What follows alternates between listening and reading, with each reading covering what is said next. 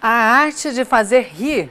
O circo ainda existe e muitas trupes percorrem o Brasil levando alegria e para várias gerações. No fim de semana, Rio Claro recebeu uma apresentação especial. Boa tarde, senhoras e senhores!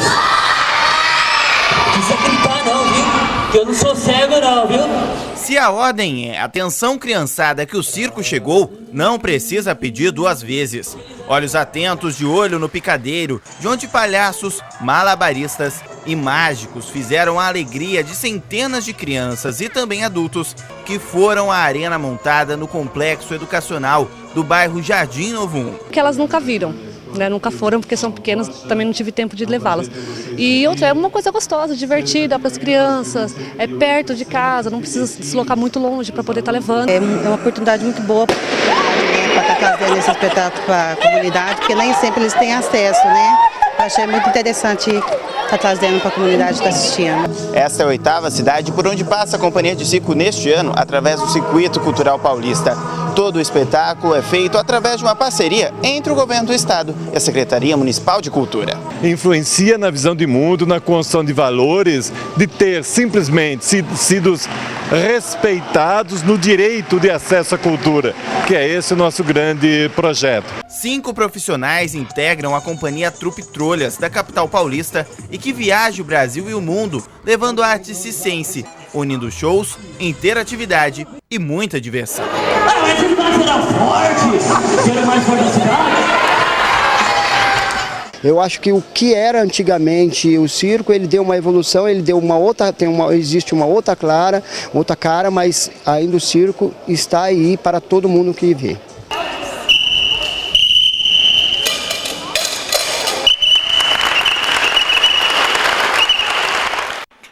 E hoje é comemorado o dia de um profissional que é muito requisitado por nós mulheres. Claro que não só por nós. O cabeleireiro. Em um mundo onde a maioria das pessoas nunca está contente com a aparência, ele tem o desafio de realizar as mais diversas mudanças. Não importa o comprimento, a cor ou o tipo do cabelo.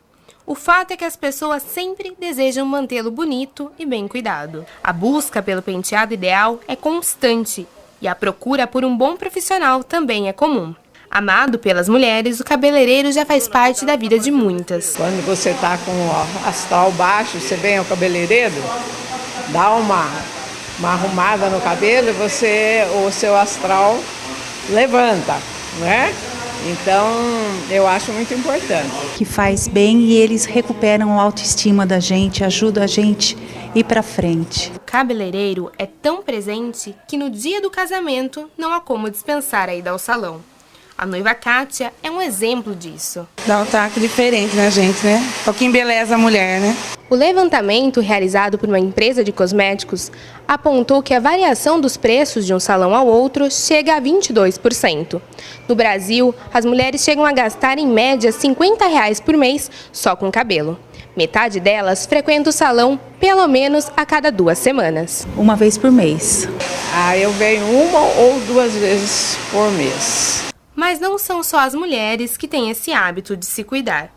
Os homens também estão presentes entre os clientes, como o Lucas, que tem 20 anos e desde o primeiro corte de cabelo frequenta o mesmo salão. Acho que é importante cuidar assim da aparência, até por questão de autoconfiança. Dilson Moreira é cabeleireiro há mais de 30 anos e fala com satisfação do trabalho realizado, que vai além de cuidar dos fios. Ela vem, ela desabafa, você escuta, tal, você até chora junto muitas vezes, entendeu? A pessoa sai daqui também assim descarregada e você fica naquela, né? A sensibilidade de entender os clientes é a maior virtude do profissional. Mas além disso, para se manter no mercado é necessário sempre estar se aprimorando. A gente tem que estar sempre ligado, né? Estar sempre participando de algum evento, cursos, enfim. Você não pode parar no tempo. Luciana, que frequenta o mesmo salão há mais de 15 anos, ressalta que ir ao cabeleireiro também é uma questão de saúde. Não, isso é fundamental. É uma necessidade do ser humano se cuidar.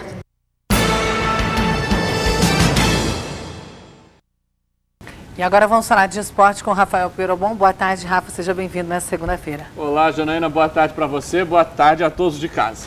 Bom, hoje muitas notícias, algumas boas, mas infelizmente a gente começa com uma notícia triste no fim de semana, né, Rafael? É que o lateral esquerdo Piauí, que foi contratado pelo Rio Claro, foi assassinado lá no estado dele. Exatamente, é uma notícia que pegou todo mundo de surpresa, o final de semana começando logo, né, com essa informação da morte do Piauí, que passava as férias, ele iria se apresentar no Rio Claro apenas no dia 24, agora de novembro, porque pediu um mês de férias para que pudesse passar um período com a família.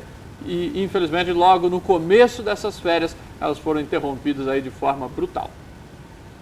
Piauí tinha 27 anos e foi morto com 2 tiros na madrugada de sábado em Floriano, sua cidade natal, a 240 quilômetros da capital Teresina.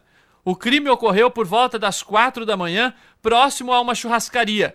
De acordo com a Polícia Militar do Piauí, o jogador teria se envolvido em uma discussão com um homem que seria dono de uma casa de jogos da cidade. Logo após, ele foi à casa do irmão, que era policial militar, e ambos chegaram a uma churrascaria, onde foram alvejados. Os tiros atingiram o rosto e o tórax do atleta. O irmão foi atingido por 3 disparos, um no tórax e 2 no abdômen. Edson Piauí não resistiu aos ferimentos e morreu ainda no local. O corpo foi velado na casa dos pais do atleta e enterrado ontem de manhã em um cemitério na zona rural de Floriano. O cortejo foi acompanhado por parentes, políticos locais, comunicadores e pessoas envolvidas com o esporte. Em nota no site oficial, a diretoria do Rio Claro manifestou pesar pela morte do atleta e ressalta que o lateral estava feliz por ter sido contratado pelo Azulão. O comunicado diz ainda que a negociação foi tranquila. Já o Boa Esporte de Minas Gerais, onde Piauí jogou 10 partidas da Série B do Brasileiro este ano, também publicou nota de condolências no site do clube. Infelizmente, uma notícia muito triste mesmo, né, Rafa? Exatamente, era um jogador que disputou a Série B deste ano, como a gente disse aí, pelo Boa Esporte. Inclusive, o Boa Esporte disputou uma partida no final de semana, venceu o Ceará pelo Brasileiro, e o jogador Diego que marcou um dos gols do time lá do sul de Minas, chorou muito quando marcou o gol, enfim, e dedicou esse gol também ao Piauí, o lateral esquerdo que iria se apresentar no Rio Claro. A gente viu ali a foto dele com Alex Afonso, com o técnico Buião, mas infelizmente teve a carreira aí interrompida, né, dessa maneira tão brutal. Ele que já jogou pelo Mojimirim, jogou também pelo Oeste de Itápolis, era uma das apostas aí do Rio Claro para esse Paulistão. Bom, nossos sentimentos também, daqui a pouco a gente volta a falar do Rio Claro, né, Rafa? Tem muita coisa, já saíram os grupos do Paulistão, a gente fala já já. Mas vamos falar do basquete agora, porque quarta-feira o Rio Claro estreia no NBB contra o Palmeiras e a gente começa hoje a mostrar um pouco sobre cada posição do time. Isso, hoje a gente vai conferir um pouquinho sobre os armadores, afinal de contas, o que fazem esses jogadores em uma equipe de basquete. Eles não têm 2 metros de altura, mas são gigantes diante das responsabilidades que carregam em quadra. A principal tarefa dos baixinhos do basquete é construir as jogadas e servir os companheiros. Isso quando não resolvem por conta própria. Então aquela história de que basquete é só para quem é bem alto, não é verdade. Na modalidade tem espaço para todo mundo. O ala armador Duda, do Rio Claro, por exemplo, tem 1,91 m. Mesmo não sendo dos mais altos da equipe, a carreira está consolidada. Com certeza, se você for mais alto, você tem uma facilidade um pouco maior no basquete, mas não quer dizer que o baixinho não tenha a sua vez no esporte. Eu acho que se o armador for maior, eu acho que isso é bom pro time, mas um armador baixinho também é muito difícil de ser marcado. Em um time de basquete, esses baixinhos são os armadores. Um dos melhores do basquete nacional foi Guerrinha, que chegou até a treinar o Rio Claro.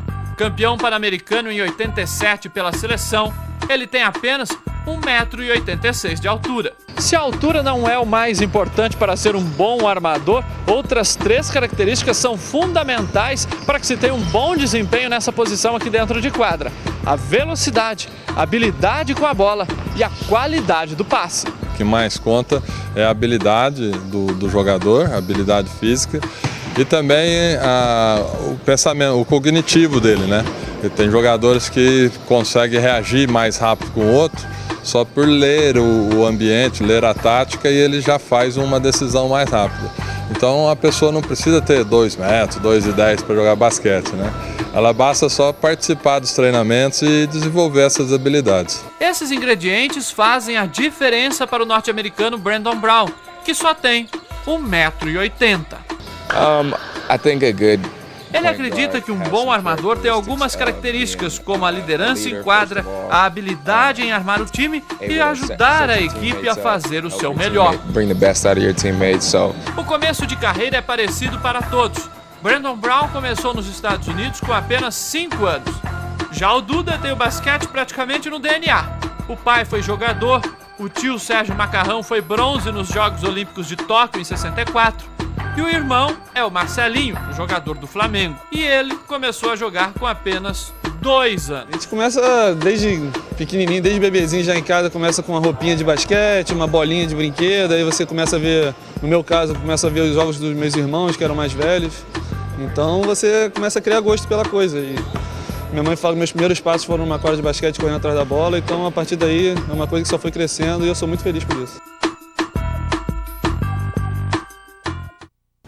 Tá certo, boa sorte para a equipe, mas já vamos mudar de assunto, Rafael, porque aconteceu agora há pouco o sorteio das chaves do Paulistão do ano que vem, né? Exatamente, falando de futebol, então amanhã a gente fala mais do basquete. Olha, o Paulistão, atenção para o grupo do Rio Claro, acabou de sair o sorteio dos grupos lá na sede da Federação Paulista. O Rio Claro está no grupo 2 do Campeonato Paulista, que tem ainda como cabeça de chave o Corinthians. Portanto, o Rio Claro não enfrenta o Corinthians na primeira fase do Paulistão.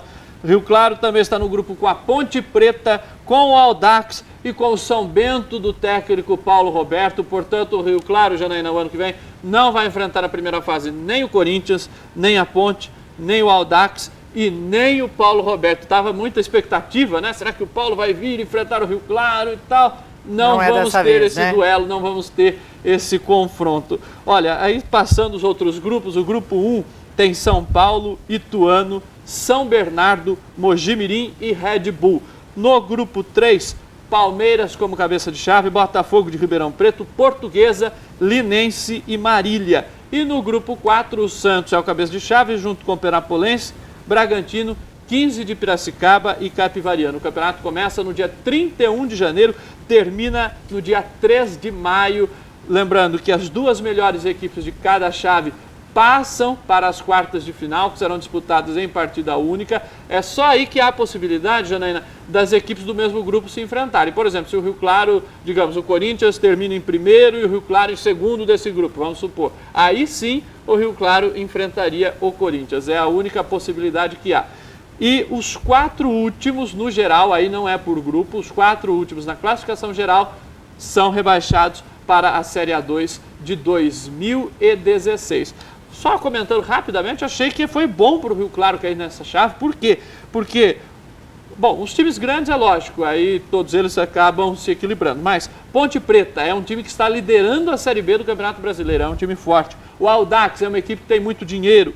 E o São Bento de Sorocaba, que também está montando uma grande equipe. Então, eu acho que, e até essa rivalidade com o Paulo Roberto, eu acho que não, o pessoal ficaria nervoso, eu acho que envolveria muita coisa. Eu acho que para o Rio Claro ficou de bom tamanho essa chave. Dá para falar rapidinho aí do regulamento, Rafa, um pouquinho? O regulamento mais, é isso assim? aí que a gente falou. Então, são essas 2 equipes de cada chave, se classificam, rebaixa 4. Tá certo, então, só, Rafa. Quartas de finais e semifinais, partida única, a decisão em 2 partidas. Agora, hoje tem apresentação e início dos treinamentos. Exatamente, daqui a pouquinho, às 3 da tarde, são 11 jogadores que se apresentam logo mais no Chimitão. Vamos ver quem são eles, tem novidade aí, hein? Olha lá. Goleiro, Richard. Lateral, Rodrigo Ninja. Zagueiros, Maurício e Johannes. Volantes, Nando Carandina, Alê, Matheus, Lucas Madaloso, Giovani e Valdeci. Atacante, André Luiz. Tá certo, Rafa, muito obrigada pela sua participação. Amanhã a gente comenta mais, o tempo tá curto hoje, mas amanhã você traz mais informações pra gente. É muita coisa, né, Janaína? Para uma segunda-feira, amanhã a gente traz tudo isso. Lucas Madaloso e Valdeci, novidades no Rio Claro. Até amanhã, uma ótima tarde a todos. Obrigada, Rafa.